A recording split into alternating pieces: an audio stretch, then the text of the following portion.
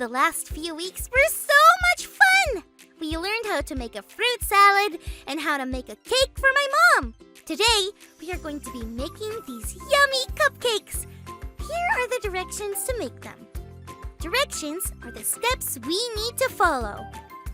The directions seem pretty easy. We follow the steps and then we get scrum-delicious cupcakes. All finished! My mom just helped me put the cupcakes in the oven to bake. So I guess we just wait now. I wonder if I should go check to see if they're baking. Maybe I should look at the directions again. I know we followed the steps. I don't really know what to do. What do you think? Just wait. Yeah, that sounds right. The instructions do promise cupcakes if I follow the steps. And I did follow the steps. So I guess that is it. Let's check out today's Bible story in the meantime. It's time for today's Bible story. It comes from Jeremiah chapter 33, verses 14 to 16. Do you remember our big idea so far for this series?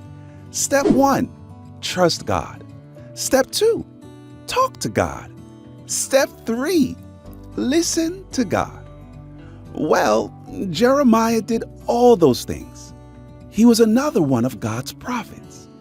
That means he followed those steps so well that he could tell the people what God was saying.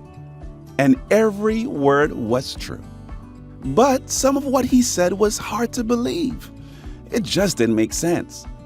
For example, in today's story, Jeremiah reminded the people of a promise that God made a long time ago. So long that they weren't sure it would happen anymore.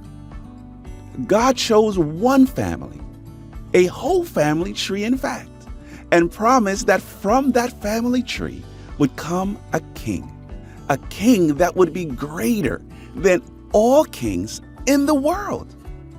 It didn't seem like this family had the right ingredients for the king above all kings. But one person from that family tree stood out, and it was a guy named David. He loved God very, very much, and he was very brave. So brave that when David was a boy, he defeated a giant with nothing but a sling and a stone. Imagine that! David was pretty great. God told David that someone from his family would always be the king. And Jeremiah was saying the exact same thing again. And do you know who that king is? It's Jesus. The Bible says in Jeremiah 33 to wait and watch for Jesus to come. What does that mean? We can start by following all these steps. Step 1, trust God. Step 2, talk to God. Step 3, listen to God. And maybe the hardest step of all, step 4, leave the results to God. When we live for God, we don't always know exactly how things will turn out. The Bible is our guide. There are even promises in the Bible, but we have to do our part and follow the instructions. If we follow the instructions in the Bible and do what we need to, we will all become delicious cupcakes. We can leave the results to God. That is so exciting, friends. We can trust God, talk to God, and listen to God. But after all that, we can do step 4. Leave the results to God. That's the big idea for today.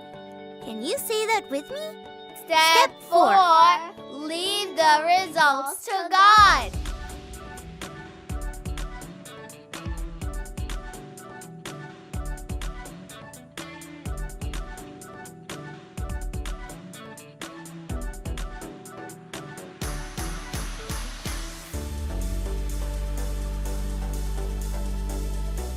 Thank you so much for learning and growing with me.